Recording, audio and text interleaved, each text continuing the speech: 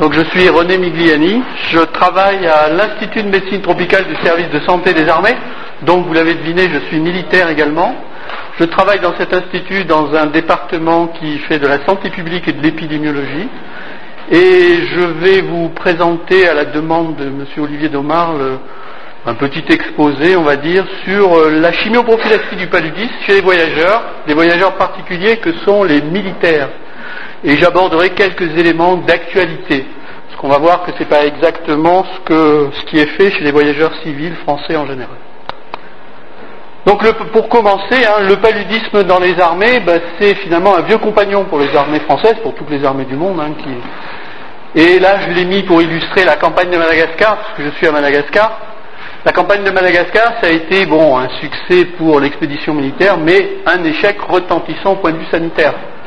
Près de 22 000 hommes avaient été déployés pour partir, comme on le voit sur la carte, de la côte ouest, Majinga, et pour arriver dans la capitale. Seulement, pour arriver là, il fallait construire une route. Le débarquement s'est fait à une époque où il y avait une forte transmission du paludisme dans la région de Marovoy, Majinga. Ça y allait très fort à l'époque. Et puis finalement, ce corps expéditionnaire est monté. Tout le monde a été malade. Alors entre la diarrhée, la fièvre, plein de problèmes. Mais surtout, on voit qu'il y a eu 6 000 morts. Et sur ces 6 000 morts, c'est énorme. 70% c'est le paludisme. Donc véritablement, on peut dire que c'était un échec retentissant de la prophylaxie. Et on en parle encore à nos jeunes médecins militaires. Et on se souvient de cette expédition qui a quand même coûté la vie à... Et bien sûr, je ne parle pas de ce que ça a coûté aux Malgaches en termes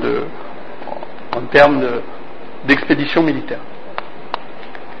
C'est toujours d'actualité le paludisme. Là, je vous ai mis un petit peu le condensé des chiffres de ce que l'on en sait entre 1990 et 2006. Vous voyez qu'on a un peu plus de 2000 cas de paludisme chez nos militaires en 17 ans. 75% de ces paludismes, c'est une moyenne, mais on va voir que ça s'est un peu modifié, on verra tout à l'heure. 75% de ces paludismes, c'est en zone d'endémie. C'est-à-dire quand les militaires sont présents dans les pays où il y a de la transmission du paludisme. Près de 3% d'accès graves au total sur ces 10 000 cas, c'est-à-dire qu'il y a quand même pas mal d'accès graves, et 7 décès. Là, on peut dire globalement qu'on a une relative bonne prophylaxie de la létalité, comme on dit. On a finalement peu de décès. On en a eu 7 comptabilisés sur la période, ce qui fait à peu près un décès tous les 2 ou 3 ans. Le dernier en date, on va le voir tout à l'heure, date du 14 juillet 2006. Alors, quelle stratégie de lutte antipaludique dans les armées on utilise ? Vous connaissez, j'imagine, l'auditoire connaît le cycle du paludisme. Donc, les stratégies s'appliquent sur ce cycle du paludisme. La première, ça va être, si je dirige bien, la prophylaxie de l'exposition aux piqûres de moustiques infectés. Ça va être tous les éléments de ce que j'ai appelé la lutte antivectorielle, qu'elle soit individuelle ou collective. Ça, c'est la première étape. La deuxième étape, ça va être la prophylaxie de la maladie. Malheureusement, il y a un échec de la prévention de l'infection, de la piqûre, et on va être malade. Donc, on donne une chimioprophylaxie. Nos anciens disaient, ça bouche les trous de la moustiquaire, de donner la chimioprophylaxie. La troisième stratégie, elle est importante, et vous l'avez vu tout au long des semaines, là, c'est la stratégie de prophylaxie de la létalité, la prise en charge rapide. On a des tests immédiatement disponibles sur le terrain et on donne le plus rapidement possible un traitement. C'est les meilleures chances d'éviter les formes graves et les décès au bout du compte. Donc ça, c'est les 3 grandes stratégies. Après, il y a des stratégies d'appoint, comme toujours. Une première stratégie, c'est l'éducation sanitaire, l'information. Bien évidemment, on va faire une éducation ou une information des militaires avant qu'ils partent dans les zones où ils seront exposés au paludisme. La deuxième stratégie d'appoint, c'est tous les éléments de surveillance épidémiologique, un système d'information qui nous fait remonter l'information sur le nombre de cas, sur les effets indésirables liés à la prise de la prophylaxie, sur les décès, il y en a peu, mais quand même, ça fait partie de la surveillance. Et enfin, comme toujours, on appoint des recherches appliquées pour améliorer encore les moyens de prévention et de lutte contre le paludisme. Voilà, dresser rapidement ce que sont les stratégies. Vous voyez que ça se calque tout à fait sur ce que vous avez vu dans un programme national de lutte. Finalement, c'est toujours la même chose. Alors, en termes d'éducation, on fait de la formation continue de nos médecins. On a 2 stages dans l'institut où je travaille chaque année et on leur fait en particulier une formation à l'éducation sanitaire. Les séances d'éducation, les militaires en font beaucoup, les médecins militaires en font beaucoup avant que les militaires partent en zone d'endémie. Donc ça leur demande beaucoup de travail. C'est un peu une différence avec un médecin généraliste qui, lui, va voir quelques patients. C'est un peu ce que font aussi les services de conseil aux voyageurs, qui vont donner de l'information sanitaire. Donc il y a tout un tas de séances. Aussi pendant le séjour, bien évidemment. Pour appuyer ces informations et cette éducation sanitaire, en 2005 et 2006, on a mis au point une notice d'information, un petit triptyque qui donne toutes les informations sur le paludisme et sa prévention militaire. Et puis on a fait un jeu de 4 affiches qui donnent dans les unités aux militaires qui vont partir ou les militaires qui sont déjà en poste les messages à retenir. Il faut s'informer, c'est la première étape. C'est vrai, on le dit toujours, il faut être informé, il faut être éduqué pour déjà comprendre et appliquer les moyens de lutte. Il faut appliquer les moyens pour éviter d'être piqué, les piqûres, donc la moustiquaire de lit du militaire, les répulsifs. Le troisième élément, c'est la prise de la prophylaxie pour éviter d'être malade. Et le dernier élément, c'est la consultation rapide. Ça, c'est des messages qu'on fait passer aux militaires.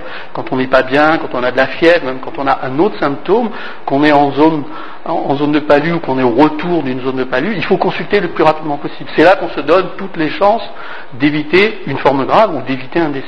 On le voit chez les voyageurs civils qui voyagent un peu partout. Quand on étudie un peu les facteurs de risque du décès, c'est les retards de prise en charge, diagnostic, prise en charge. C'est souvent ça. Donc ça, c'est un message fort aussi qu'on fait passer aux militaires.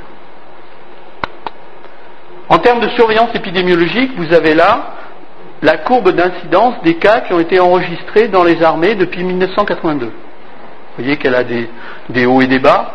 Donc avant 82, globalement, on avait à peu près 200 cas déclarés dans les armées. Alors là, je n'ai mis que l'incidence, c'est pas rapporté aux effectifs exposés, qui ont varié un petit peu, mais pas vraiment beaucoup. La courbe générale en taux est à peu près la même. Et puis vous voyez que à la fin des années 80, il y a une augmentation importante de l'incidence du paludisme dans nos armées. Alors vous devinez à quoi c'est dû finalement, et je vais le montrer après. Donc c'est dû à l'apparition de la chloroquinorésistance. Afrique de l'Est, qui a gagné toute l'Afrique de l'Ouest, on avait beaucoup de militaires, et donc ça s'est traduit directement chez nous par une explosion de l'incidence du paludisme. Il faut dire qu'à cette époque, avant, là, on prenait un peu de chloroquine, puis ça allait bien. Globalement, c'est à peu près ce que faisaient les militaires. Et ça se passait pas trop mal, on va dire. Et puis est arrivée la chlororésistance, et là, il y a eu une incidence qui a augmenté. Alors on a pris un certain nombre de mesures pour éviter finalement qu'on ait encore une augmentation de cette incidence, en tout cas pour faire diminuer cette incidence du paludisme. Les premières mesures qu'on a prises, c'est de mettre en place des moustiquaires imprégnés. Ça n'existait pas dans les unités militaires. Ça a été aussi de proposer aux militaires, gratuitement ceux qui sont en zone de palu, des répulsifs. Donc on a renforcé le volet protection individuelle de la prophylaxie. Ensuite, ça suffisait pas. Il a fallu se poser des questions, bien évidemment, sur la chloroquine était inefficace.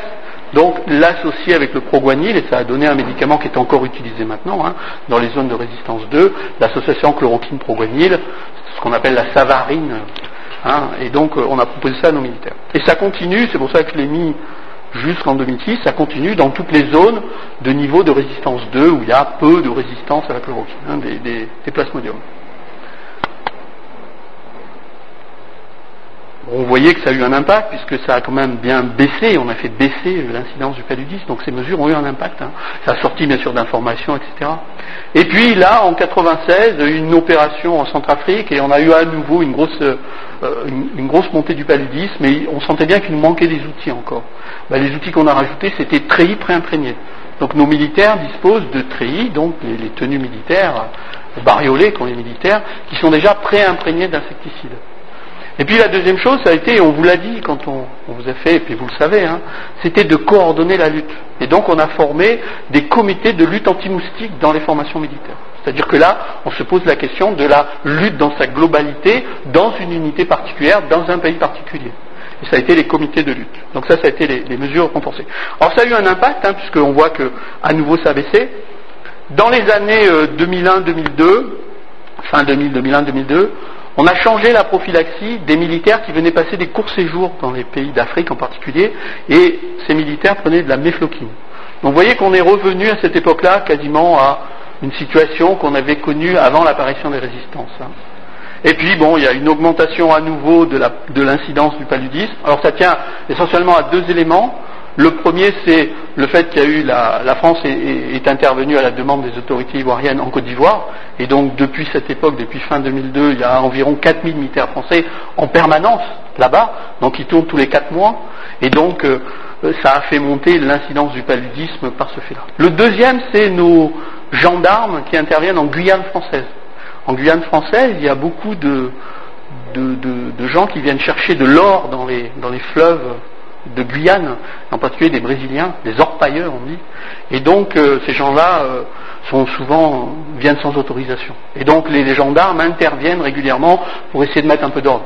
Mettre un peu d'ordre parce que bien sûr on pille un peu finalement des choses qui appartiennent pas aux Brésiliens, mais aussi parce que vous savez que quand on fabrique de l'or, on utilise du mercure pour séparer l'or du reste de ce qu'on a ramassé, et donc il y a une pollution mercurielle qui est assez importante en Guyane à cause de ça. Enfin, ces deux éléments font qu'on a une augmentation de l'incidence. On a pris un certain nombre de mesures en Côte d'Ivoire pour justement renforcer la lutte contre le paludisme, mais actuellement on maintient bien la situation et à nouveau l'incidence a baissé. Voilà globalement un peu tout ce qu'on a fait en termes de mesures. Et finalement la surveillance nous permet de juger de combien et de juger un petit peu l'impact des mesures que l'on prend. Finalement, c'est bien l'objectif et un des grands objectifs d'un système de surveillance. Voir les tendances d'évolution d'une infection et en tout cas de juger de l'impact que peut avoir des mesures de prévention et de lutte sur l'incidence d'une maladie. Et donc là, directement, par le système de surveillance, on juge bien de cette situation. Et le dernier élément qu'on a mis en place, et on le verra tout à l'heure, c'est l'utilisation du monohydrate de doxycycline en prophylaxie du paludisme, parce que c'est un médicament qui est actif sur les parasites en prophylaxie. Alors la lutte antivectorielle, elle est individuelle, je ne vais pas être très long, les vêtements couvrants, l'utilisation de répulsifs, diéthyltoluamide à 50%, donc on fournit à nos militaires des répulsifs, les tenues préimprégnées d'insecticides à la permétrine, qui sont en théorie qui peuvent tenir 30 à 50 lavages selon les conditions de lavage, et qui normalement sont efficaces. Les moustiquaires de tête, alors les moustiquaires de tête, bon, elles sont dans les dotations, mais ça nos militaires aiment rarement utiliser ces moustiquaires. Vous imaginez un filet autour de la tête, c'est quand même pas très pratique. C'est utilisé de temps en temps quand il y a une forte nuisance. Et c'est bien finalement la seule utilisation du moustiquaire de tête en général. Et enfin les moustiquaires de lit imprégnés d'insecticides, je vous l'ai dit, ou péritrénoïdes. Alors voilà le lit de nos militaires quand ils sont en campagne. Ils ont un lit classique, un lit de camping quoi, et puis dessus ils ont une espèce de tente igloo qui forme moustiquaire, qui leur permet d'être à l'abri des piqûres. C'est quand même une mesure importante de prévention de la transmission du paludisme, ça. Et après, il y a les mesures collectives, donc la pose de grillage moustiquaire. Ça, c'est des images que j'ai prises réellement sur le terrain. L'aspersion, la pulvérisation d'insecticides à l'intérieur des bâtiments en dur, elle a une difficulté, la protection de nos militaires, parce qu'on utilise quand même des insecticides, on ne doit pas les manipuler comme ça, sans masque et à main nue. Alors vous imaginez de passer des produits dans une tenue comme ça, en situation tropicale ou équatoriale, c'est pas facile, mais en tout cas, ils sont dotés de ces matériels de protection. Et bien sûr, tous les éléments d'aménagement de l'environnement que vous connaissez en termes de lutte antivectorielle. Dans la prise en charge rapide des cas, depuis l'opération de Côte d'Ivoire, qui s'appelle l'opération Licorne, il y a mis en place des tests rapides de diagnostic. Et ça, les médecins, tous l'ont rapporté très vite, c'est un plus, quoi. D'avoir un élément test diagnostic au lit du malade, c'est extraordinaire. Parce qu'avant, c'est une fièvre, c'est peut-être un palu, ils ne sont pas équipés de microscopes quand ils sont sur le terrain, donc il faut évacuer les gens, enfin, c'est tout un tas de problèmes. C'est finalement les mêmes problèmes que connaissent les agents de santé ou les infirmiers qui sont au fin fond d'un district. Et donc de leur apporter ce test rapide, alors je vous en ai mis un, mais il y en a un deuxième également qui est utilisé, ça a été un plus. D'avoir la capacité de faire un diagnostic en quelques minutes pour faire un traitement adapté, c'est fantastique et ça sécurise beaucoup et ça joue beaucoup dans les formes graves, dans la létalité. Et puis au niveau thérapeutique, nous on n'a pas encore utilisé les dérivés d'artémisinine. Le protocole standard, décidé, recommandé pour les forces militaires, c'est le traitement encore à la bonne vieille quinine, selon les protocoles que vous connaissez bien, en milligrammes pendant 3 jours, 7 jours, d'abord selon le cas, par voie intraveineuse, puis par voie orale, enfin selon les cas. Voilà un peu les éléments. Sachant que derrière, le message qui est passé, c'est consulter vite. Ça c'est important pour espérer avoir peu de formes graves et de décès.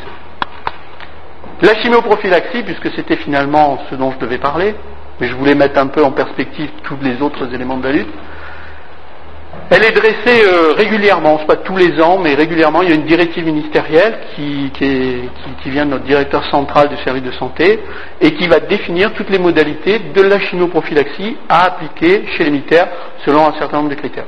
La dernière en date, elle date d'avril 2005. C'est à l'époque où, je pense que vous suivez l'actualité, dans l'Afrique de l'Ouest, on a vu qu'il y avait une augmentation de la prévalence des souches résistantes à la chloroquine dans plusieurs pays de l'Afrique de l'Ouest.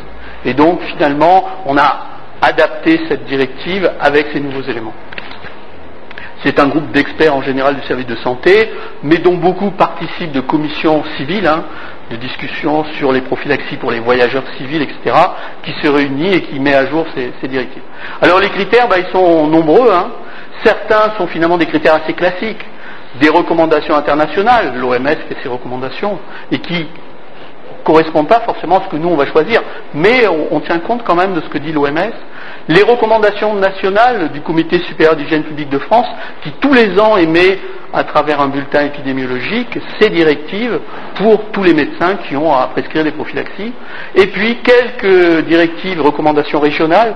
Il y a des conférences de consensus en Guyane française, qui est un département français, et donc il y a un consensus local, et également, et je crois qu'il y a quelqu'un qui est de Mayotte, il y a aussi un consensus local, et donc on tient compte de tous ces éléments pour juger comment adapter nos prophylaxies.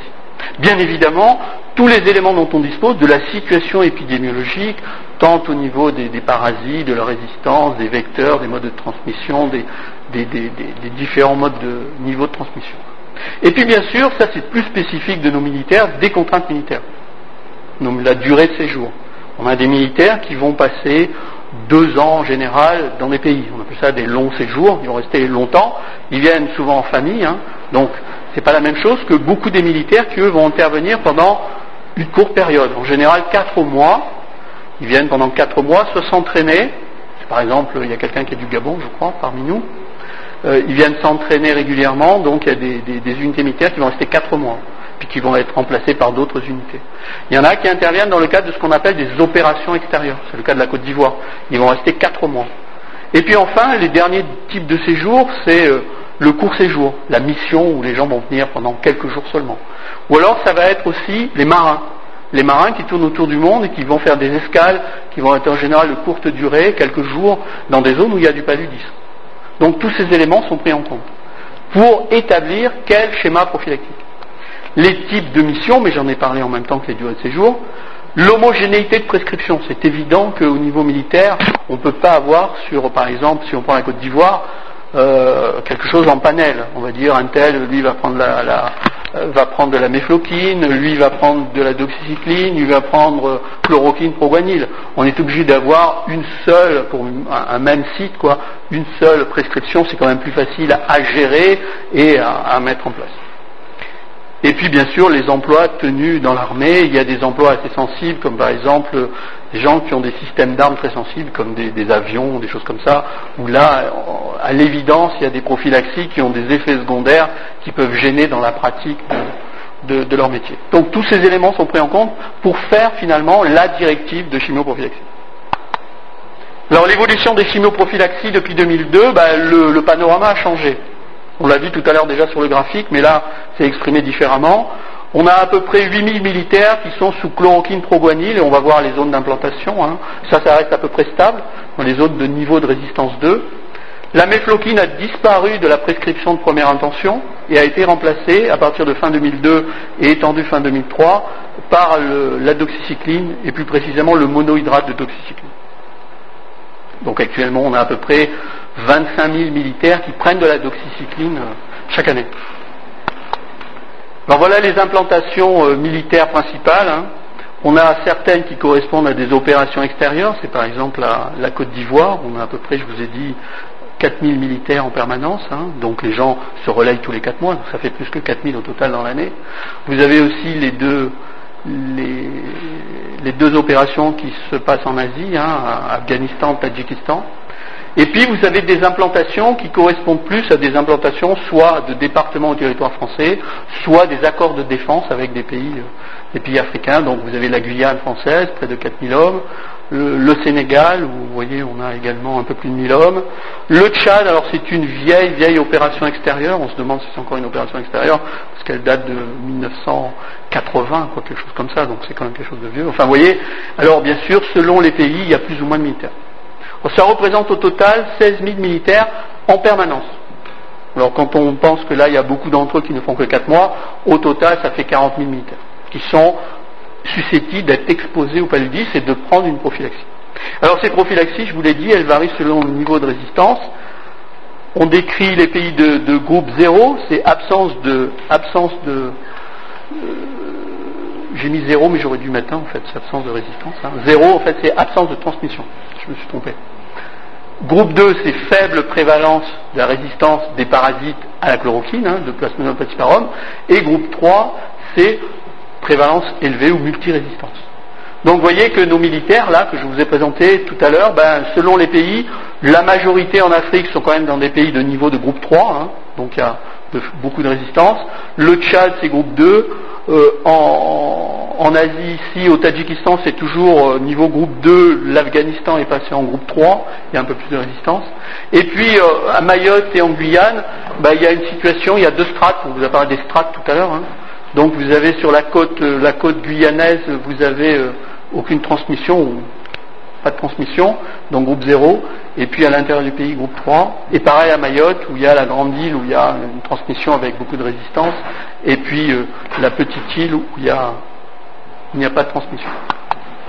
Voilà ce que ça donne en termes de prophylaxie. Donc, pour ce qui est du théâtre en Asie, Afghanistan, Tadjikistan, tout le monde est sous chloroquine proguanil.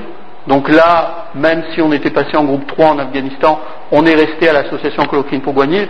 Il y a une transmission saisonnière, nos militaires restent à Kaboul, donc en fait il y a très peu de risque d'être vraiment exposé au paludisme, donc on a gardé chloroquine proguanil. Et puis c'est une prise saisonnière, parce que ce n'est pas une transmission pérenne tout au long de l'année. Pour ce qui est de l'Afrique, vous voyez, il y a beaucoup de pays, puisque ça va en gros jusqu'au Tchad. Donc c'est globalement, ils sont à peu près tous en groupe 3, sauf le Tchad, et donc là, que les gens soient en séjour de longue durée, c'est ce qu'on appelle des gens permanents qui restent longtemps, ou en mission de courte durée, ils sont sous doxycycline. Pour ce qui est de Mayotte, ceux qui sont positionnés sur la grande terre prennent de la doxycycline, et ceux qui sont positionnés sur la petite terre sont ce qu'on appelle en expectative armée. J'expliquerai après ce que ça veut dire. Pour ce qui est de la Guyane, c'est la même chose. Les militaires qui sont en séjour de longue durée sur la côte, comme il n'y a pas de transmission, ils sont en stratégie d'expectative armée, ne prennent pas de prophylaxie. Et puis les autres, ils sont sous doxy en fonction s'ils vont ou pas. On va voir la carte après. Alors l'expectative armée, ça veut dire abstention de chimioprophylaxie. Mais quand même, il y a des indications et il y a des choses à respecter. Donc les indications de l'abstention de chimioprophylaxie, c'est pour des séjours très courts. C'est nos militaires qui vont moins de 7 jours quelque part. On peut admettre qu'ils ne sont pas obligés de prendre une prophylaxie, puisqu'après au retour, il va falloir la prendre 4 semaines, enfin c'est un peu problématique peut-être pour rien.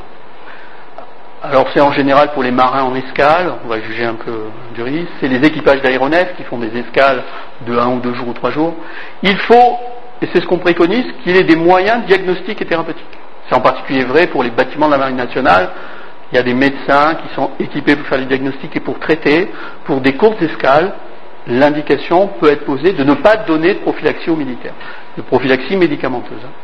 Ou également faible transmission. Quand on arrive dans une grande ville, on sait bien que classiquement, dans les grandes villes, dans les grands hôtels, etc., la transmission est moindre en général. Le paludisme urbain est quand même moindre en termes de transmission que lorsqu'on est en milieu rural. Donc voilà des premières indications de cette expectative armée. Il y a également des zones, je l'ai déjà dit, des zones ou des périodes de non-transmission. Donc c'est le littoral guyanais, la petite terre de Mayotte et Djibouti en dehors de la saison de transmission, c'est l'expectative armée. Et bien évidemment, ça doit s'accompagner quand même de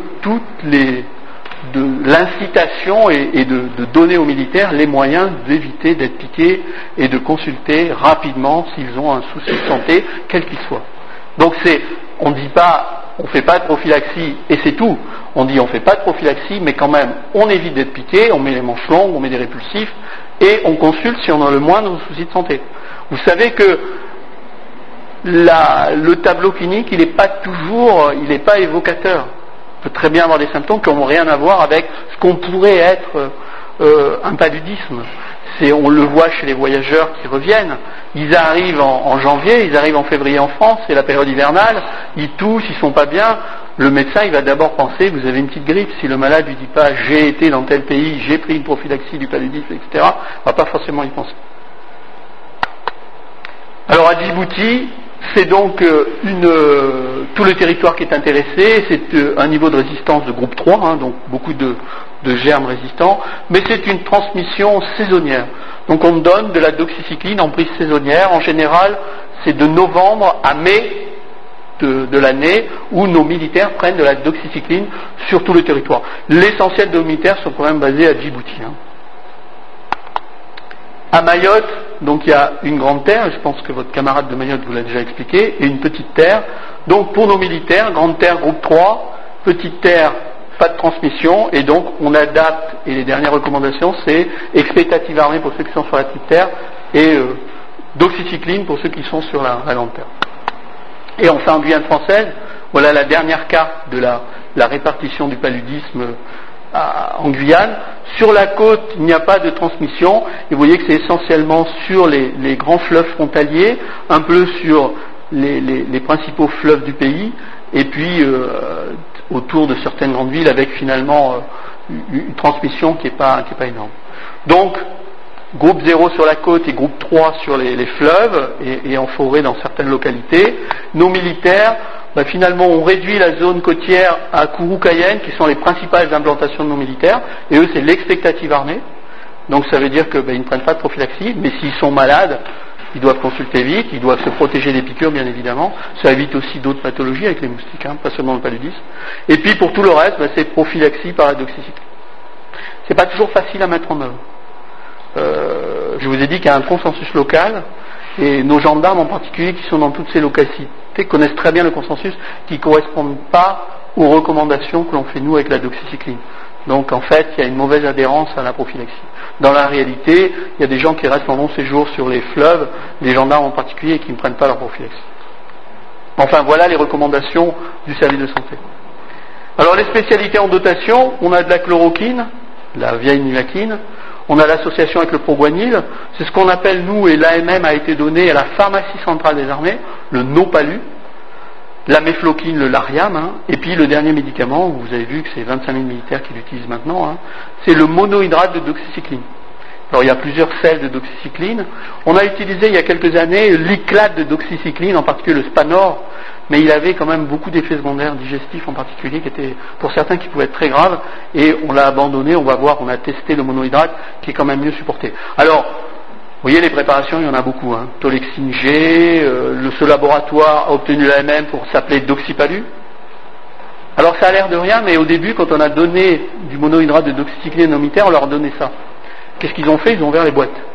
Et ils ont lu les notices. Il n'y avait pas d'indication du paludisme. Et il y avait des effets indésirables liés au cycline qu'on connaît, quoi. Donc ils ont dit, mais c'est quoi? Vous nous donnez un médicament, c'est pas indiqué pour le palud. Donc le laboratoire, en fait, Biorga, a fait un dossier d'AMM et a obtenu l'AMM pour être dans l'indication du paludisme. Et ça s'appelle le doxypalu. Bon, maintenant, nos militaires savent que c'est quand même actif. Mais ça peut poser des problèmes quand même. Et je pense que on voit bien, on appréhende les problèmes que peut avoir une population pour adhérer à une prophylaxie ou à une mesure de prévention qu'on lui donne. On dit, il faut prendre ça, c'est bon. Ouais, d'accord, mais c'est bon, mais c'est pas marqué que c'est bon. Alors, c'est bizarre. Donc, ça veut dire plein d'efforts d'information. C'est pas facile à obtenir une bonne adhésion. La vibramycine, le biopalu, c'est pareil, c'est la pharmacie centrale des armées qui a, je vous ai dit pour le Nopalu, qui a fait, alors il n'a pas encore obtenu l'AMM, mais un dossier d'AMM pour, à partir d'un générique de la vibramycine, avoir une doxycycline militaire, on va dire, hein, et qui s'appellerait le Biopalu. Et enfin, le dernier en date, c'est le granudoxy. C'est aussi du monohydrate. Vous voyez qu'il y a beaucoup de présentations. Alors ça, c'est intéressant parce que quand on va sur Internet, on vous a dit tout à l'heure, allez sur Internet, et on tape granudoxy. On voit monohydrate de doxycycline en France, un laboratoire, je ne sais plus lequel. Et puis, je trouvais granudoxy, un laboratoire en Suisse, c'est des liclates de doxycycline. Alors comme quoi, il faut quand même regarder la composition, et c'est le même nom. Je ne sais pas par quel miracle. Alors la chloroquine, vous connaissez, comprimé à 100 mg, un comprimé par jour, qu'on commence le jour où on s'en va, pendant tout le séjour, et 4 semaines après le retour. Les effets indésirables les plus fréquents, c'est digestif et cutané. On a décrit quelques effets qui peuvent être graves au niveau rétinien, mais c'est chez des gens en général ou qui ont une susceptibilité exceptionnelle ou qui ont pris quand même cette molécule pendant de nombreuses années, longtemps. C'est quand même, ça reste des éléments exceptionnels. L'essentiel, ça tourne autour de ces effets indésirables.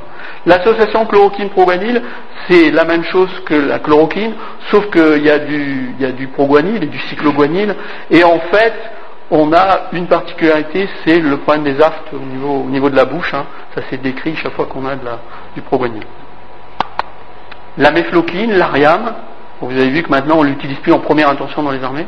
Le Lariam n'est plus indiqué qu'en cas de contre-indication d'une autre prophylaxie, la doxycycline par exemple, d'intolérance vraiment importante à une autre prophylaxie, et donc on peut à ce moment-là, les médecins peuvent indiquer l'Ariam. Mais il n'est plus en première ligne.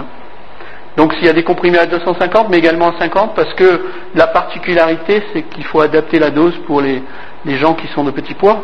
Or, la plupart de nos militaires sont des gens balèzes, c'est sûr, ils font plus de 60 kilos, mais on a maintenant 10 à 15% de personnel féminin dans nos armées, et même en opération. Et parmi elles, il y a des femmes qui font moins de 45 kilos. Donc il faut adapter la posologie. Et c'est pour ça qu'on a des comprimés à 50. Bien sûr, là, la différence avec les autres prophylaxies, c'est une prise hebdomadaire. Je ne suis pas sûr qu'on oublie moins la prise hebdomadaire que la prise journalière. Parce qu'une prise journalière, on peut la ritualiser ensemble. Une prise hebdomadaire, les raviolis le lundi, si on n'a pas pris le lundi, c'est pas si évident que ça finalement. Bon, après tout le séjour, 4 semaines, c'est pareil. Alors on a beaucoup dit, bien sûr, ce qui caractérise les effets secondaires, c'est tout ce qui tourne autour des effets neurologiques et neuropsychiatriques. Et c'est ce qui, en partie, remet en cause maintenant, ou a déjà d'ores et déjà remis en cause, cette prophylaxie dans les armées des États-Unis d'Amérique. Les Américains, ça c'était leur prophylaxie de base quasiment partout, le Lariam. J'exagère un peu, mais globalement c'est mefloquine. L'armée italienne aussi. Mais maintenant, avec ces effets-là, en particulier parce que certains militaires au retour d'Afghanistan ont tué leur compagne ou leur femme. On peut se demander pourquoi ils ont tué. C'est pas forcément lié à un effet neuropsychiatrique du Lariam. Mais ça a été mis sur la table. Et donc il y a une remise en cause. Et maintenant, toutes ces armées sont des armées professionnelles, qui ont Internet. Et ils passent leur journée à regarder sur Internet, comme nous. Et ils vont voir les États-Unis, le mefloquine, on devient fou et on tue sa femme. Donc c'est difficile. Et même pour nous maintenant, qu'on a abandonné la mefloquine, ça paraît difficile de revenir en arrière, si on avait besoin d'utiliser par cet élément-là. C'est pas si évident. Bon, après, comme dans beaucoup d'antipaludiques, il y a des problèmes au niveau intestin, du tube digestif. Et le dernier médicament qu'on utilise, donc le monohydrate de doxycycline, avec tout ce que je vous ai dit, tous les noms de présentation, des comprimés à 100 mg, un comprimé par jour, ça c'est comme la chloroquine, 4 semaines au retour. Une particularité, c'est que c'est un médicament, les autres ont une demi-vie assez longue. Donc on peut imaginer que si on l'oublie un jour, c'est pas trop grave. Tandis que la doxycycline, ça pardonne pas. Si on l'oublie 2 jours, si on a été infecté ou si on a des parasites, on n'est pas à l'abri d'avoir un accès. C'est sa faiblesse, c'est sa demi-vie. C'est une journée à peu près. Donc si on oublie un jour ou 2, ça paraît pas grave, mais non, ça peut être justement un facteur pour avoir un accès de paludisme. Donc c'est peut-être une des faiblesses. On va voir après un autre élément lié à la doxy que je développerai après. Les contre-indications, vous les connaissez au cycline, les femmes enceintes, l'allaitement, les enfants, enfin c'est connu, c'est les contre-indications classiques. Des effets indésirables, des éléments de photosensibilisation. Quand on a interrogé, on a quand même fait des enquêtes sur beaucoup de militaires, c'est quand même des événements exceptionnels. Les militaires vont dire oui, j'ai eu un problème lié à la peau, j'ai eu un érythème. Souvent, c'est lié au fait qu'ils arrivent dans un pays d'Afrique et ils s'exposent au soleil tout de suite. Et vous savez bien qu'il faut un temps d'acclimatation. Le soleil tape dur sur la tête. Donc si on ne se met pas la protection, la crème sur le nez, on attrape des coups de soleil. Donc c'est pas forcément la doxycycline.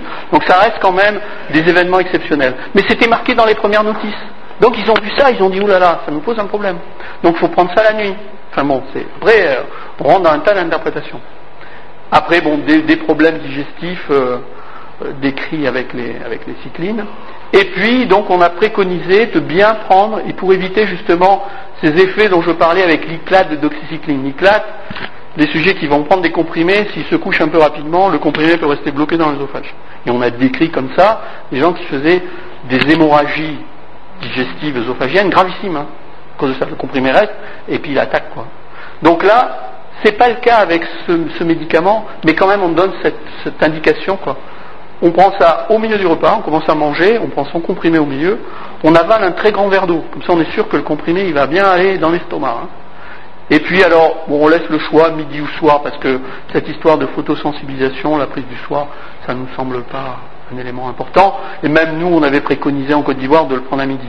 Si on l'a oublié à midi, on peut le prendre le soir. Si on l'a oublié le soir, c'est pas évident que le lendemain matin on le prenne. Au petit-déj, c'est moins évident. Donc on peut comme ça sauter des prises et ça peut avoir des conséquences. Je vous ai dit que c'était bien toléré. On avait fait en 98-99 sur 500 militaires, la moitié au Tchad et l'autre moitié au Gabon, dont la moitié dans chaque pays prenait l'association chloroquine-proguanil, qui était celle qui était préconisée, et la doxycycline, et on a comparé un peu les effets indésirables. Vous voyez, globalement, il y a moins, c'est en rouge, il y a moins d'effets indésirables pour la doxycycline, et pour certains, c'est même significatif pour les problèmes digestifs, l'ART, il n'y a pas de proguanil, donc en fait, on a peu de gens qui nous ont écrit des ART, c'est peut-être des ART qui n'ont rien à voir avec la doxycycline. En tout cas, il y en a moins. Si on prend photosensibilisation, vous voyez, c'est quand même, ça n'a pas été décrit. Est-ce que c'était des vraies photosensibilisations? J'en suis pas certain. Bon, enfin, globalement, c'était beaucoup mieux supporté.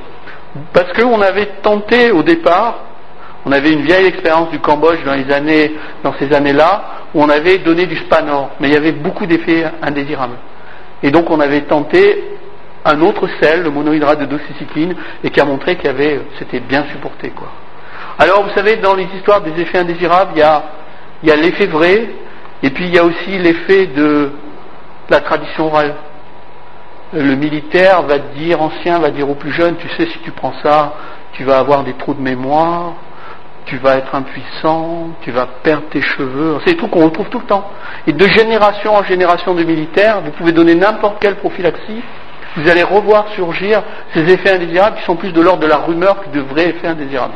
Alors les effets digestifs, il y a des effets qui sont évidents, mais il y a beaucoup de choses qui sont aussi du domaine de ce qu'on se dit en tradition orale. On pourra changer demain de prophylaxie, il y a des effets qu'on va retrouver comme ça. Ça n'a pas été étudié, mais c'est des éléments qui sont intéressants à prendre en compte dans les prophylaxies. Une actualité, pour venir aux actualités, en dehors des schémas actuels de prophylaxie, c'est le fait que là, je vous ai parlé des militaires, mais il y en a qui partent en famille. Et ça n'est pas partout pris en compte comme ça. Il y a une prise en charge de la chimioprophylaxie par les caisses de sécurité et les mutuelles en France pour les familles militaires, qui remboursent les prophylaxies des militaires. Parce que ça, c'était une grande demande des familles pendant longtemps. On dit, mon mari prend une prophylaxie, moi j'ai besoin d'en prendre. Alors il y a déjà la difficulté que c'est pas la même prophylaxie souvent, parce que c'est pas les mêmes recommandations. Le médecin ne va pas forcément prescrire la même prophylaxie à la famille qu'aux militaires. Le militaire est obligé de suivre un peu ce qui est préconisé. Donc il y a déjà difficulté, mais en plus, ça coûtait cher, quoi. On le voit dans les familles africaines qui viennent en France. Elles restent longtemps, et puis de temps en temps, elles ont besoin de retourner au pays. Elles retournent au pays, il n'y a plus de prémunition, il n'y a plus rien. Des enfants qui n'ont jamais été en Afrique, qui vont connaître le village, et il y a du palu. Il faut prendre une prophylaxie, qu'est-ce qu'on fait? Qu'est-ce qu'on donne? Ça coûte la peau des fesses, entre les vaccins, la prophylaxie.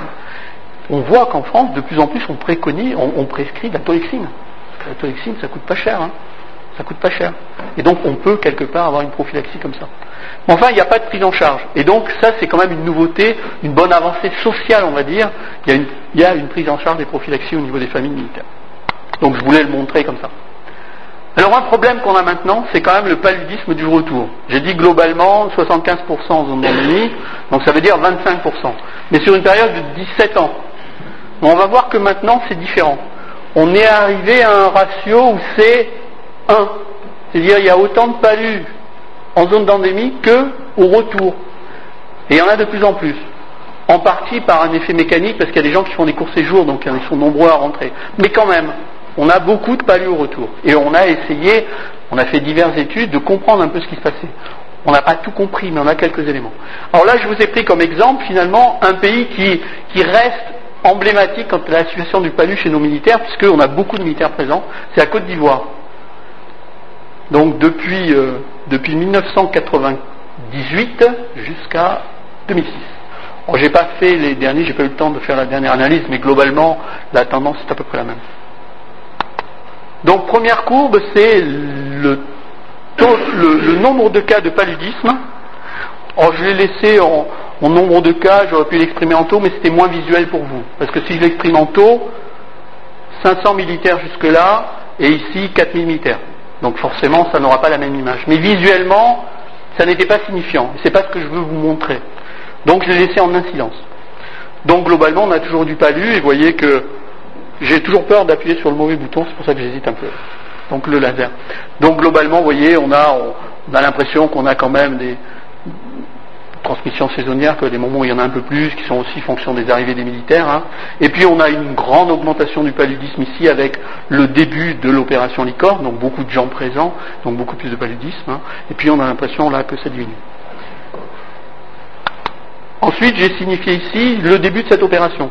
Elle débute septembre 2002, et tous les 4 mois, il y a une relève. Alors là, quand on regarde les relèves et le palu en Côte d'Ivoire, ça ne semble pas évident d'y voir une corrélation, c'est-à-dire plus de palus après le premier mois de suivi, c'est pas évident. Mais si on regarde les palus au retour, alors là, c'est limpide. Enfin, ça me semble limpide. Donc avant, on ne voit pas parce que je n'ai pas vraiment étudié, puis les arrivées c'est un peu différent, mais quand on regarde ici l'opération Licorne, à chaque relève, après chaque relève, dans le mois qui suit en France, essentiellement en France, paf, on a une petite épidémie de palu. Et vous voyez, c'est vraiment à chaque relève. Hein. Alors là, vous allez me dire, le palu de retour, pas de palu de retour, c'est pas évident. Quand on regarde comme ça, bon, on a l'impression que là, les courbes rouges, elles sont au-dessus, que des courbes bleues ici, là, elles ont l'air de s'entremêler, là, elles sont au-dessus. Alors j'ai fait quelque chose de simple en termes de tendance, j'ai fait ce qu'on appelle les moyennes mobiles sur 52 semaines. Ça lisse à peu près, ça nous donne une idée de la tendance, et on va voir comment se répartissent ces deux tendances, selon que c'est le palu en Côte d'Ivoire ou le palu au retour de Côte d'Ivoire. Donc la première courbe, c'est la tendance en Côte d'Ivoire. Donc voilà comment ça a baissé. Alors là, c'est probablement cette baisse, on l'explique en partie par la méfloquine, qui a été très active sur les gens qui venaient en course, c'était très efficace. Et donc ça a baissé. Puis l'opération Licorne arrive, ça monte, on prend des mesures, ça baisse. Donc on est quand même relativement efficace, on maintient bien la pression, on n'arrivera jamais à zéro, mais on maintient. Par contre, si on affiche maintenant la tendance au retour, toujours la tendance au retour, elle était en dessous, hein. Et puis à partir de janvier 2004, la tendance, elle est au-dessus. Et là, maintenant, on a véritablement... Alors c'est dû à plusieurs effets. Le fait, je vous ai dit qu'il y a beaucoup de gens qui sont en court séjour, donc il y a un effet mécanique aussi qui joue là-dedans. Le fait qu'on a pris des grosses mesures en Côte d'Ivoire, on a bien dressé la pression en Côte d'Ivoire. Et en Côte d'Ivoire, les militaires, ils sont ensemble, tous ensemble. Donc tous ensemble, on peut se surveiller, prendre, les chefs peuvent regarder si les gens prennent ou pas la prophylaxie, se mettre sous les moustiquaires, enfin, on peut relativement. Puis quand ils rentrent en France, comment ça se passe? C'est comme vous quand vous allez rentrer au pays. Là, vous êtes ensemble, donc ça marche, on fait les exercices ensemble. Quand on rentre au pays, on prend des vacances. Et quand on prend les vacances, on est tout seul. Et puis, il ne faut pas oublier de prendre pendant 4 semaines cette foutue prophylaxie qu'il faut prendre tous les jours. On a envie de faire la fête avec les copains, on a envie de retrouver sa famille. Et donc, on va le voir après. Un élément important, c'est que les gens ne prennent plus la prophylaxie. Et quand même si on a pris des mesures, ils sont dans des situations difficiles en termes d'exposition. C'est pas facile, certes, peut-être moins difficile que des populations locales, mais c'est moins facile de dormir bien tous les jours sous moustiquaire, bien mettre les vêtements longs, bien mettre les répulsifs. Hein, il y a des jours où on ne le fait pas bien. Donc forcément, à un moment, on a été exposé. Il y a le moment de la relève aussi, vous allez voir. Dans une étude qu'on a fait, on se relâche, c'est bientôt l'acquis. Donc on va partir. Donc finalement, on laisse un peu tomber. Et donc, dans ce moment-là, on peut avoir été infecté. Et donc au retour, si on prend mal sa prophylaxie, on fait un palu. Et c'est ce qui se passe actuellement. Donc ça nous pose un problème, et on a essayé de voir finalement qu'est-ce qu'on devait faire. Il y a certaines recommandations qui ont été lancées, qui vont certainement retrouver des applications maintenant, pour essayer de maîtriser ce palu du retour, qu'on maîtrise moins que le palu. Et puis, ça a été motivé en partie, cette réflexion, ça aurait pas dû, mais c'est toujours pareil. On attend de mettre un feu rouge quand il y a un accident. Là, il y a eu un mort en 14 juillet 2006. Vous imaginez, 14 juillet. Ce que ça veut dire pour la France. 14 juillet. Il y a eu un militaire. 4 mois en Côte d'Ivoire. Il est rentré, un peu fatigué. Il avait qu'une idée, c'était de faire la fête avec ses copains. Donc dès qu'il est parti faire la fête, il a passé quelques jours dans son unité dans le sud-ouest. Il est parti chez lui sur la côte atlantique. Et là, il a arrêté pour un prophylaxie. Il a fait la bringue. Et il a fait un palu grave. Et malheureusement, il est mort. Donc on a un souci de ce côté-là. Alors on vous a dit tout à l'heure, il faut avoir des informations qui viennent d'un peu partout, de tout un tas de systèmes, pour se faire une idée d'un problème. Là, je vous ai montré l'incidence du paludisme par la surveillance épidémiologique. Il y a aussi, dans la surveillance, on demande aux gens qui ont eu un cas, est-ce que vous avez pris la prophylaxie ou pas dans les 8 jours précédents? Et on regarde, le profil a changé aussi un peu. C'est moins évident, mais il a un peu changé. En rouge, c'est les gens qui ont fait un palu en Côte d'Ivoire. Donc vous voyez que c'est monté un peu, puis ça a baissé.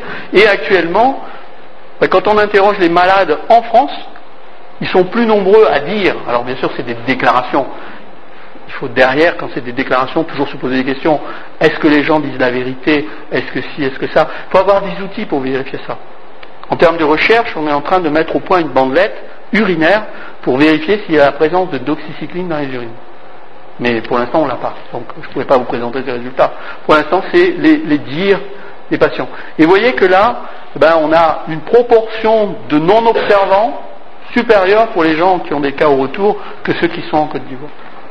C'est un autre indicateur de cet aspect du palu retour. On a fait une étude, je vous l'ai dit, c'était en 2004. Christophe Rogier et une équipe qui était partie. Christophe Rogier, c'est un chercheur. Si vous tapez sur PubMed Rogier, vous allez voir les publications, on a un paquet. Il travaille depuis des années sur le palu. Il a travaillé au Sénégal sur... Je ne sais pas si quelqu'un du Sénégal. Non, personne. Oui, travaillé sur les cohortes, Diop. Donc, il a lancé une des études qu'il a faites, c'était de mesurer l'observance, mais pas sur les dires des gens, mais sur un système avec un bouchon électronique sur un pilulier. Et ce bouchon, quand on l'enlève, qu'on l'ouvre, on prend son comprimé, et puis on le referme, il compte un coup. Comme ça, on sait, on arrive à tracer le profil des prises d'un sujet tout au long d'un séjour et au retour. Et après, on associe les prises de tous les gens qui ont participé à l'étude, là ils étaient 117, et on regarde quel est le profil de prise. Alors vous voyez, déjà, on n'est pas à 100%. Les gens arrivent, alors le départ, il est un peu sur quelques jours, parce que les militaires n'arrivent jamais tous ensemble. Il y a des précurseurs, il y a un gros paquet, et quelques-uns qui ferment la marche. Donc globalement, ils mettent quelques jours à arriver, et vous voyez qu'on n'est pas à 100%. En rouge, c'est la moyenne de l'observance à travers ce système du pilulier électronique des 117 militaires. Vous voyez que globalement, on est à 90% au début, on n'est pas à 100%. Bon, c'est sûr qu'il y a l'intervalle de confiance, donc on pourrait se dire peut-être que la réalité c'est un peu plus, mais enfin, globalement c'est ça. Ça s'émousse un peu pendant le séjour, mais globalement on est là. Arrive le temps de la relève, on va bientôt rentrer au pays. Voilà. On change de coin, parce que souvent on retourne à Abidjan, si on est dans la brousse, on va à Abidjan pour la relève. Donc là, il y a un peu de relâchement, vous voyez, ça s'est marqué là. Il y a eu du relâchement. Donc ces périodes-là, ça veut dire si on se relâche pour la chimioprophylaxie, on peut imaginer qu'on se relâche pour d'autres choses. Parce que Abidjan, il y a quelqu'un qui est de Côte d'Ivoire, je crois, je ne sais plus qui. Oui. Abidjan, autour de Port-Bouët, ça ne manque pas les bars, les occasions d'aller prendre un peu de bon temps, enfin bon, et d'éventuellement d'être piqué par l'anophèle. Donc, enfin, il y a tout ça qui joue. Et puis là, c'est le retour, et là, le retour, vous voyez, les 4 semaines, là, à peu près, bon, c'est un peu décalé parce qu'en fait, vous voyez, le retour, c'est pareil, c'est comme l'arrivée, c'est un peu décalé selon les militaires. Et vous voyez qu'il y a une fonte, là, c'est la neige au soleil, l'observance au retour, c'est la neige au soleil. Les voyageurs, c'est la même chose. On a du mal à pas oublier, à bien prendre sa prophylaxie. 4 semaines, il faut vraiment être un moine. Dire, il faut que je prenne la prophylaxie tous les jours, j'oublie pas. Même quand on a envie, on oublie des fois. Puis des fois, c'est pas qu'on oublie, c'est qu'on en a marre et on arrête, quoi. Et puis en France, en ce moment, qu'est-ce qui se passe en France? On dit, les antibiotiques, c'est pas automatique. C'est un slogan qu'on dit maintenant parce qu'on veut que les médecins arrêtent de prescrire tout le temps des antibiotiques devant la moindre angine ou le moindre rhume. On dit les antibiotiques, c'est pas automatique. Parce qu'on veut juguler d'autre part les résistances, les dépenses de santé sur des indications. Et donc nos militaires, ils arrivent dans les familles et disent mais attends, tu prends ça, c'est un antibiotique, c'est pas automatique. T'es sûr que tu dois le prendre? Ses copains, tout le monde, sa petite amie.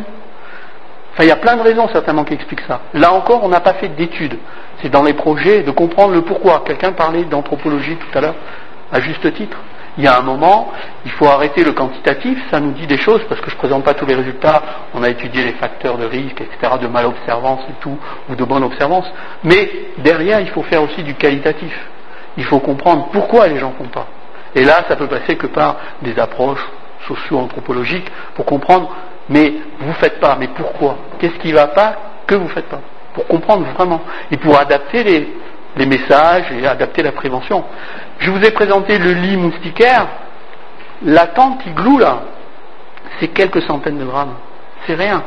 Mais ça dans le paquet, dans la poche, ça. C'est un petit machin comme ça pèse rien. Le lit, 14 kilos. Alors quand on l'a placé une fois ici à l'hôtel résidence et qu'on a passé 6 semaines, ça va. Mais quand on doit tous les jours se déplacer dans un village nouveau, et nos militaires, des fois, ils nomadisent, comme on dit, parce qu'ils font des missions où ils se déplacent, et tous les jours, il faut démonter le lit. Démonter sans casser les flexibles, sans déchirer la moustiquaire, bien plier le truc, arriver dans un nouveau village, redéfaire le lit, remonter la moustiquaire. On casse les flexibles, on déchire. Au bout du compte, j'ai fait des statistiques, je ne voulais pas présenter là, mais je fais des statistiques en Côte d'Ivoire, il y a des unités où il y a 80% des moustiquaires qui sont HS à la fin du séjour. C'est déchiré, les types ils fument au lit, ils font des trous. C'est vrai que c'est pré-imprégné, mais quand même quoi. On se dit toujours que ça va être efficace quand même, parce que c'est fait pour ça, mais quand même. Et puis ça se déchire, ils mettent du scotch. Et puis les flexibles, ils cassent vite. Alors on a tous les montages possibles. J'ai pas pris de photos, mais on peut tout imaginer. La tente igloo, ça devient dans tous les sens quoi. Parce que tout le monde est ingénieux pour trouver une solution pour dormir quand même sur le moustiquaire. Bon, je m'éloigne un peu de l'observance, mais c'est un élément important qui joue dans le paludisme du retour. Là, c'est évident qu'il faut faire quelque chose. Alors quoi? Comprendre. Quoi? C'est probablement donner une prophylaxie qui est de plus courte durée. Parce qu'on imagine que là, on restera finalement à un taux d'observance relativement élevé. Et bien sûr, faire de l'information, etc., de l'éducation pour les inciter à bien prendre la prophylaxie. Mais ça, c'est vraiment une actualité qu'on a actuellement. On arrive à peu près bien maîtriser le palu en zone d'endémie, mais on a des soucis au retour. Les gens ne sont plus ensemble. Ils n'ont plus envie de prendre, ils oublient de prendre, ils ne prennent pas. Enfin, il y a plein de raisons. Ça nous pose un problème. Un dernier problème d'actualité, c'est l'émergence d'infections cutanées au retour de mission. On va me dire, ça n'a pas de rapport avec le paludisme. Si, quand même. Il y a des médecins militaires, hors surveillance épidémiologique, qui nous ont signalé, et c'est bien parce que dans les systèmes de surveillance, on dit il faut les définitions standardisées, il faut envoyer le message qui va bien, ça c'est bien. Mais en même temps, il faut que les gens comprennent que de la surveillance, c'est aussi d'être à l'écoute et de regarder ce qui se passe. Quand on saisit un élément qui sort de l'ordinaire mais qui peut avoir un intérêt, il ne faut pas hésiter à le signaler, à dire il y a un problème, il y a une épidémie, on ne me demande pas de la surveiller, mais je sais qu'il y a une épidémie, il y a un problème. Ça c'est important. Et là, typiquement, ces médecins nous ont dit on a l'impression qu'on a des cas groupés d'infection d'allure staphylococcique, essentiellement des furoncles, chez nos militaires qui rentrent de mission en Afrique en particulier. Et on a l'impression que dans les pays d'où ils reviennent, la Côte d'Ivoire, et puis ceux qui étaient revenus du Congo, parce qu'il y avait une mission au Congo à ce moment-là, avaient pris de la doxycycline. On a l'impression qu'il y a peut-être un lien. Après tout, ces médecins se disaient eux-mêmes, est-ce que de prendre un antibiotique pendant des mois, ça ne peut pas faire que on a des infections comme ça avec des staphylocoques? Pourquoi pas? Un problème de sélection. Donc, ils ont signalé ça. Et donc, on s'est dit, il y a quelque chose à aller voir. Pourquoi ça arrive? Est-ce qu'il y a un lien? Donc, c'est arrivé octobre 2003. Je vous ai dit, extension de la prophylaxie d'oxycycline, fin 2003. La mission Congo, c'était à l'été, en France, à l'été, c'était juillet à peu près 2003. Et puis, la Côte d'Ivoire, ça a commencé fin 2002. Donc, c'était déjà des gens qui prenaient de la doxy. Et puis, ils avaient isolé des staphylocoques aureus, et là, vous avez les images classiques de bourbions, enfin avec anthrax, de furoncles. Hein. Donc on a mené un certain nombre de choses. La première, comme toujours dans un problème épidémique, qu'est-ce qu'on fait? La bête quand même. Quel est l'agent pathogène? Où est-ce qu'il circule? En combien? Et quelles sont ses caractéristiques? Donc on a fait dans plusieurs unités des recueils sur des infections qui étaient déclarées par les médecins. On leur demandait de faire des prélèvements sur les lésions et au niveau nasal, et on a identifié comme ça des staphylocoques, et on a pu donner un petit peu leur profil. Hein. Et donc dans la majorité des unités, celles que j'ai situées en rouge, et vous voyez qu'elles sont très éclatées, c'est des unités françaises sur tout le territoire français. C'est pas une seule unité. Hein. Avec Staphylococcus aureus, doxycycline résistant, déjà, tiens, c'est quand même intéressant, quoi. Méticilline sensible. Alors pour ceux qui ont travaillé à l'hôpital, l'indicateur classique c'est Staphylococcus aureus méticillino-résistant, le fameux SARM. C'est ça qu'on a en nosocomial. Et on a décrit aussi en communautaire, aux États-Unis ils l'ont beaucoup décrit dans des équipes de football, dans des unités militaires, dans des collèges, dans des prisons, des épidémies aussi liées à staph méticillino-résistant. Nous on avait méticilline sensible, mais doxy-résistant. Donc déjà, ça nous pose une question par rapport à la prise de l'antibiotique en prophylaxie. Et puis d'autres caractéristiques, une importante, c'est la présence d'une toxine, la leucocidine de Penton-Valentine, qui donne cette agressivité au staphylo, et qui va donner les furoncles, qui peut donner des abcès, qui peut donner des ostéomyélites, qui peut donner des infections pulmonaires graves chez les jeunes enfants. Donc ça, c'est un caractère de virulence particulier de cette souche. Et ça, on l'a retrouvé dans plus d'une dizaine d'unités. Donc on a identifié. Par ailleurs, dans une unité, on a une autre bête qui était toujours doxyrésistante, mais qui était, elle, résistante à méticine. Ça nous pose plus de problèmes. Multirésistante, ça veut dire derrière, quel traitement appliquer si ça se développait. C'est vrai que ça. Pareil, la LPV. Fusidine résistante, ça veut dire que dans les systèmes de décontamination, les protocoles de décontamination, on utilise la fusidine pour faire des décontaminations nasales, donc c'est important. Donc, la bête. On a bien mis en évidence qu'on avait ces staphylocoques virulents qui circulaient dans nos unités militaires. Une deuxième étude, ça a consisté à regarder sur un groupe de militaires qui partaient en Côte d'Ivoire et qui en revenaient, comment évoluait leur portage nasal de staphylocoque. Si on prend une population, alors je ne sais pas ici, mais globalement ça doit être comme en France, la population générale, c'est combien à peu près le portage nasal de staphylocoque? Le chiffre classique, c'est à peu près 30%. Dans une population générale, il y a 30% de porteurs de staph. Tous ne sont pas virulents, heureusement, 30%. Donc, on a fait une étude avec des militaires, on a regardé quel était leur portage avant, et les caractéristiques des staphylocoques, et quel était leur portage après, et ils avaient pris entre-temps la doxycycline comme prophylaxie. Alors voilà ce que ça donne, en image un petit peu ludique, de tous les clones, et toutes les souches qu'on a isolées dans les nez de ces militaires qui étaient porteurs. Ils n'étaient pas tous porteurs, hein. Il y en avait à peu près 40%. Et on voit surtout, j'espère que vous le voyez à l'écran, il y a du bleu et il y a du jaune. Ce qui est jaune, c'est sensible à la doxycycline. Ce qui est bleu, c'est résistant à la doxycycline. Donc au départ, il y a des militaires qui sont partis, certains avaient des souches résistantes à la doxy, probablement d'un séjour antérieur avec prise de doxy, mais enfin c'était résistant, et d'autres qui étaient sensibles à des souches sensibles. Et vous voyez que ça, c'est une image qui est très, il y a beaucoup de souches, beaucoup de clones, il y a les deux couleurs, jaune et bleu à peu près dans la même proportion. Hein. On a déjà certains clones, alors je les ai encadrés parce qu'on va les voir au retour. Hein. Le clone 1, c'est celui que je vous ai montré tout à l'heure sur la carte, le clone rouge là, hein. C'est celui-là qui était présent dans cette unité, et deux autres clones importants. Et au retour, quelle image on a? On a ça. On n'a plus que du bleu, donc tout ce qui est sensible a été fusillé par la prise de doxy, il n'y a plus que des souches résistantes. Et puis on a beaucoup moins de clones, hein, puisqu'on voit qu'on retrouve le clone 1, le clone 2, le clone 3, ceux qu'on avait au départ. Donc en plus, nos militaires, ce n'est pas des clones qu'ils ont éventuellement acquis parce qu'ils ont été au contact de la population, qui a aussi certainement des clones de staph, etc. Donc ils sont partis avec leurs clones. Et puis la doxycycline a joué son rôle en sélectionnant les souches qui étaient résistantes.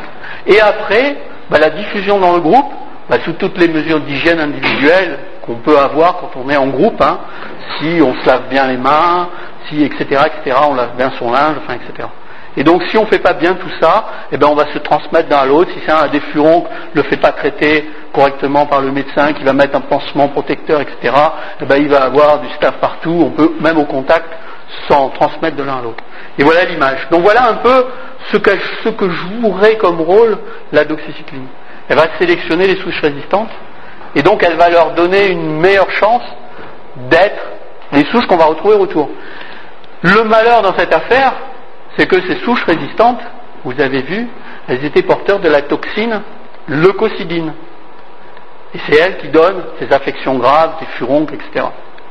Et donc voilà pourquoi, finalement, nos médecins ont eu cette impression, mais qui s'est avérée exacte. Alors depuis, on a mis en place un système de surveillance des infections staphylococciques chez nos militaires. Comme je vous ai montré le palu, on fait pareil pour les infections staphylococciques. Avec prélèvement, on va étudier les souches qui circulent, etc.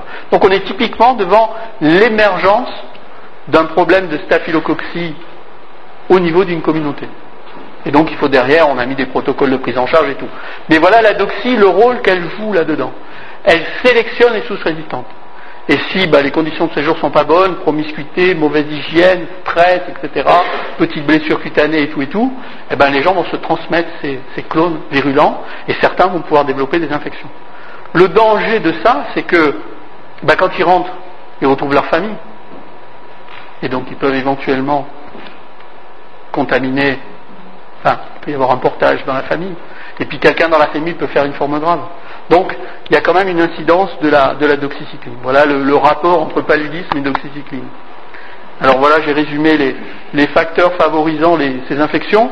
La sélection par la prise de doxy, de souches résistantes et virulentes, mais ça peut être des souches résistantes non virulentes, mais là, pour l'instant, on a surtout des souches virulentes. Les problèmes de transmission interhumaine, la promiscuité, les défauts d'hygiène, les conditions climatiques défavorables. C'est vrai qu'en situation tropicale, équatoriale et tout, on a plus de chances de se transmettre ce genre d'infection. Et puis, bien sûr, les infections cutanées profondes, c'est la virulence, et on a beaucoup de souches qui ont cette toxine leucocidine. Et puis, les petits problèmes connus, les plaies, les baisses d'immunité, le stress, parce qu'il y a quand même du stress en opération à certains moments en tout cas. Donc tout ça explique finalement qu'on a actuellement ce souci d'infection cutanée. Alors on a mis en place un protocole de prise en charge, on a mis une surveillance épidémiologique et microbiologique pour juguler ça, et pour l'instant... Alors au niveau de la prophylaxie, on n'a pas d'alternative. On a la doxycycline en première intention. Changer, avoir autre chose, c'est pas évident. Les floquines, on a vu que ça paraissait difficile à remettre en place. Chloroquine, proguanil, on ne peut pas l'utiliser dans les groupes où il y a beaucoup de résistance des parasites. Donc on est un peu... La malarone, ça coûte cher. Ça n'a pas en France une AMM au-delà de 3 mois. Donc on n'a pas d'alternative immédiate. C'est quand même, la doxycycline, ça reste efficace, bien toléré quand même, et surtout ça a un faible coût. On a mis des mesures de surveillance et de contrôle. Donc pour l'instant, on maintient la doxycycline. Et on n'a pas de catastrophe. Donc on maintient quand même la doxycycline. Mais, d'ores et déjà, on a recommandé, et on attend des déblocages de crédit et des décisions, on réfléchit à une alternative en termes de chimoprophylaxie. Probablement, on pourrait étudier l'intérêt de l'atobacone proguanil, la malarone, qui a comme particularité de n'avoir qu'une prise d'1 semaine au retour. Et vous avez vu qu'en termes d'observance, là ce sera un plus. Parce que là, on pense qu'on aura une meilleure observance au retour.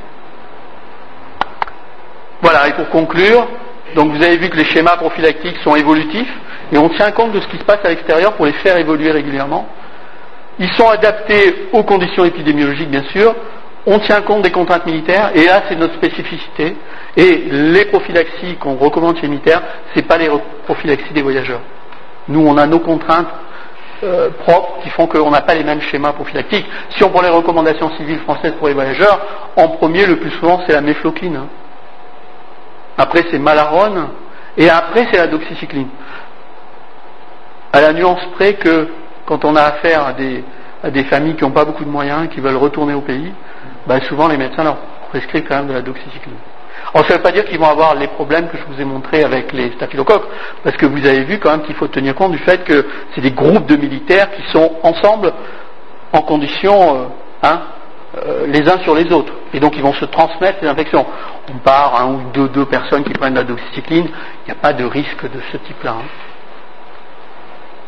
prophylaxie gratuite pour les militaires, et ça c'est pour les familles de... Oui, pour les militaires, oui. Prise en charge pour les familles, donc là aussi on rembourse les familles militaires. Et enfin, une étude pour une prophylaxie alternative, puisque je pense que là maintenant on en a besoin. Je pense que vous avez discuté tout au long de vos semaines du fait que les laboratoires sont quand même pas très intéressés par trouver des nouveaux antipaludiques. Hein. Ça reste quand même difficile. Hein. Les laboratoires, ils préfèrent faire du Viagra, retour sur investissement, avec des gens qui payent cher. Enfin, ils préfèrent des choses comme ça. Donc tout ce qui est médicaments tropicaux, ça reste quand même des parents pauvres. Hein. Donc nous, on a une nécessité de trouver une alternative. Probablement, ça sera peut-être la malarone. Et voilà. Ça, c'est une peinture, voilà.